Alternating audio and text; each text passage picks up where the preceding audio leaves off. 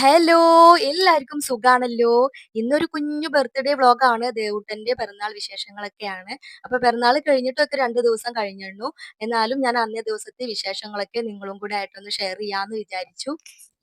Birthday പ്രമാണിച്ച് ഞാനും മൂത്തമോൻ കണ്ണനും ദേവൂട്ടനും കൂടെ ബർത്ത്ഡേന്റെ അന്നല്ല, തലേ ദിവസം വൈകുന്നേരത്തെ ഇവിടെ അടുത്തുള്ള വിഷ്ണു ക്ഷേത്രത്തിലേക്ക് പോയി.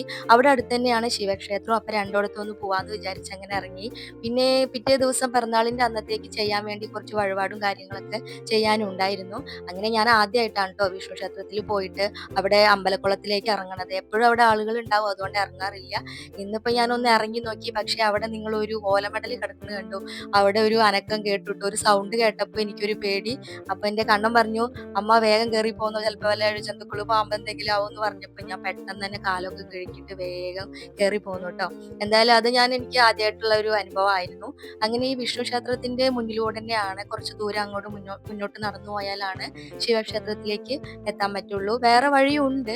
അപ്പൊ ഇവിടെയൊക്കെ നല്ല ഭംഗിയാട്ടോ കാണാൻ. ഞാൻ മുമ്പ് വീഡിയോയിലൊക്കെ കാണിച്ചിട്ടുള്ളത് തന്നെയാണ്. നല്ല പച്ചപ്പോട് കൂടി നല്ല ഭംഗിയാണ്. അപ്പൊ ആദ്യം തന്നെ ഞങ്ങള് വിഷ്ണു ക്ഷേത്രത്തിൽ കയറിയിട്ടുണ്ടായിരുന്നില്ല. ശിവക്ഷേത്രത്തിൽ പോയി തൊഴുതിട്ട് തിരിച്ചു വരുമ്പോ കേറാന്ന് വിചാരിച്ചിട്ട് നേരെ ഞങ്ങൾ അങ്ങനെ ശിവക്ഷേത്രത്തിലേക്ക് പോയി. പോണ വഴിക്കൊക്കെ നിറച്ച് കപ്പ കൃഷിയാണ് കേട്ടോ. ഞാൻ കുഞ്ഞുട്ടിയേട്ടനെ പറ്റിയിട്ടൊക്കെ മുമ്പത്തെ ലോങ് വീഡിയോയിലൊക്കെ പറഞ്ഞിട്ടില്ലേ, മൂപ്പരൊക്കെ ഇവിടെ കൃഷി ചെയ്യാറുണ്ട്.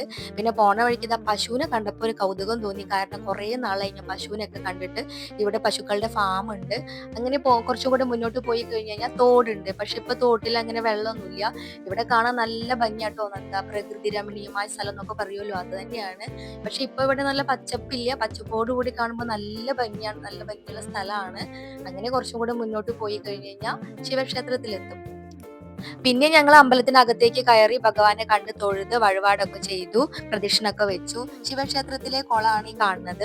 എനിക്ക് സത്യം പറഞ്ഞു കഴിഞ്ഞാൽ അധികം തിരക്കില്ലാത്ത അമ്പലങ്ങളിലൊക്കെ പോയിട്ട് മനസ്സ് തുറന്ന് പ്രാർത്ഥിക്കുമ്പോഴാണ് എനിക്കൊരു സമാധാനം, ഒരു ആശ്വാസം കിട്ടാറുള്ളൂ. എന്റെ കാര്യമാണ്. അങ്ങനെ നമ്മൾ പോയ വഴി അത്രയും ദൂരം തന്നെ തിരിച്ച് ഇനി പുറകോട്ട് നടക്കണം.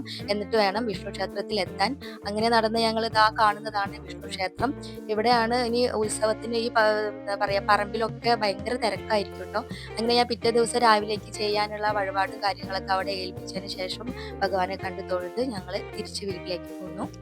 പിറ്റേന്ന് രാവിലെ ഞാൻ നേരത്തെ എണീറ്റിട്ട് അമ്പലത്തിലേക്ക് പോയിട്ടോ. അങ്ങനെ പാൽപ്പായസം ഒക്കെ വാങ്ങിച്ചു കൊണ്ടുവന്ന് വഴിപാടിന് കൊടുത്തതായിരുന്നു. അങ്ങനെ അതൊക്കെ വാങ്ങിച്ചു കൊണ്ടുവന്നപ്പോഴത്തേക്കും ദേവൂട്ടനൊക്കെ ഉണർന്നിട്ടുണ്ടായിരുന്നു. ഞാൻ ബ്രേക്ക്ഫാസ്റ്റ് കാര്യങ്ങൾ പിന്നെ ചോറ്, കാബേജ് തോരനൊക്കെ ഉണ്ടാക്കിയിട്ടാണ് ഞാൻ പോയിട്ടുണ്ടായിരുന്നത് അമ്പലത്തിലേക്ക്. കാരണം കണ്ണന് ചോറ് കൊണ്ടുപോകണല്ലോ എന്ന് വിചാരിച്ചിട്ട്. പക്ഷെ പിന്നെയാണ് അവൻ പറഞ്ഞത് ഫുഡ് വേണ്ട, ഉച്ചയ്ക്ക് തിരിച്ചു വരുമെന്ന് പറഞ്ഞപ്പോൾ പിന്നെ ഞാൻ ഒന്ന് പതുക്കെ നിന്നു. പിന്നെ ദേവൂട്ടനെ ഞാൻ ഫ്രഷ് ആക്കി കുളിയൊക്കെ കഴിഞ്ഞ് ഞാൻ അവന് പ്രസാദമൊക്കെ ഇട്ട് കൊടുത്തു.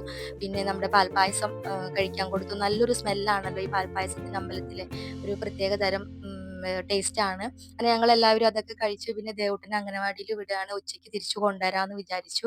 അങ്ങനെ അവിടെ അംഗനവാടിയിലെ കുട്ടികൾക്ക് കൊടുക്കാൻ വേണ്ടിയിട്ട് മിഠായി ഒക്കെ വാങ്ങിയിട്ടുണ്ടായിരുന്നു. അത് ഞാൻ ചെറിയൊരു ബോക്സിലേക്ക് ആക്കിയിട്ട് ഞാനും ദേവൂട്ടനും കൂടെ അംഗനവാടിയിൽ പോയി. അവിടെ ചെന്നപ്പോൾ കുട്ടികളെല്ലാവരും വന്നുകൊണ്ടിരിക്കുന്നേ ഉള്ളൂ. ആ ചെയറിലിരിക്കുന്ന ആളാണ് അവിടുത്തെ ടീച്ചർ, ഗംഗ ടീച്ചർ. ഒരുപാട് വർഷത്തെ എക്സ്പീരിയൻസ് ഉള്ള ഒരാളാണ് ടീച്ചർ. ഏതായാലും ഞാൻ അവനോട് ടാറ്റ ബൈ പറഞ്ഞിട്ട് തിരിച്ച് വീട്ടിലേക്ക് വന്നിട്ട് പിന്നെ ബാക്കിയുള്ള പണികളൊക്കെ പെട്ടെന്ന് തന്നെ ചെയ്തു. അങ്ങനെ ഒരു വലിയൊരു സദ്യ ഒന്നും പറയാൻ പറ്റില്ല, ഒരു കുഞ്ഞു സദ്യയാണ്. പക്ഷെ അവിയലും മാമ്പഴപ്പുളിശ്ശേരിയാണ് എൻ്റെ ഫേവറേറ്റ്. പക്ഷെ ഇത്തവണ മാമ്പഴപ്പുളിശ്ശേരി ഒന്നും ഉണ്ടായിരുന്നില്ല.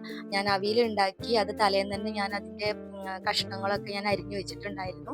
പിന്നെ ഓലൻ, കാബേജ് തോരൻ, അച്ചാറ്, പുളിയിഞ്ചി, പപ്പടം, പിന്നെ ഒരു സാലഡ്, അത് ദേവൂട്ടിന് ഭയങ്കര ഇഷ്ടമാണ്, അത് ഉണ്ടാക്കിയിട്ടുണ്ടായിരുന്നു. വറുത്തരച്ച സാമ്പാർ.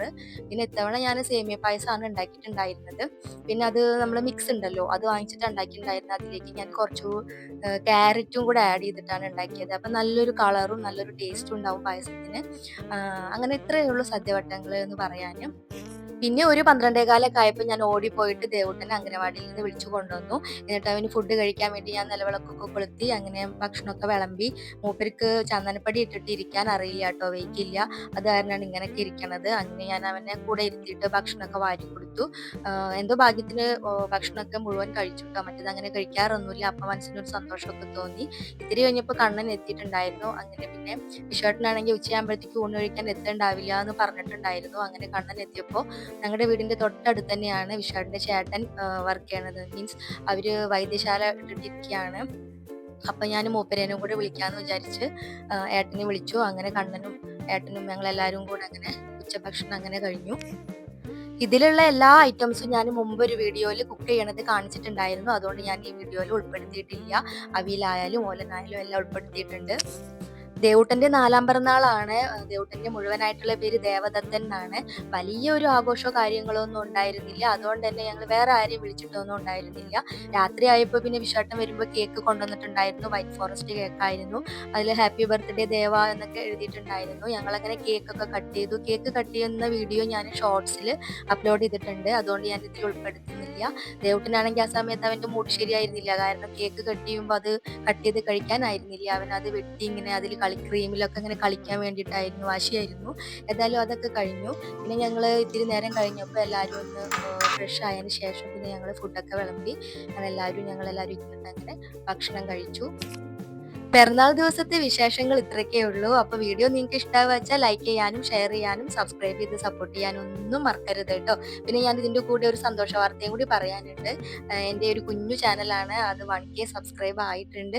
അപ്പോൾ എന്നെ 1Kയിൽ എത്താൻ വേണ്ടി സപ്പോർട്ട് ചെയ്ത എല്ലാവർക്കും ഒരുപാട് നന്ദി ഞാൻ പറയുകയാണ്.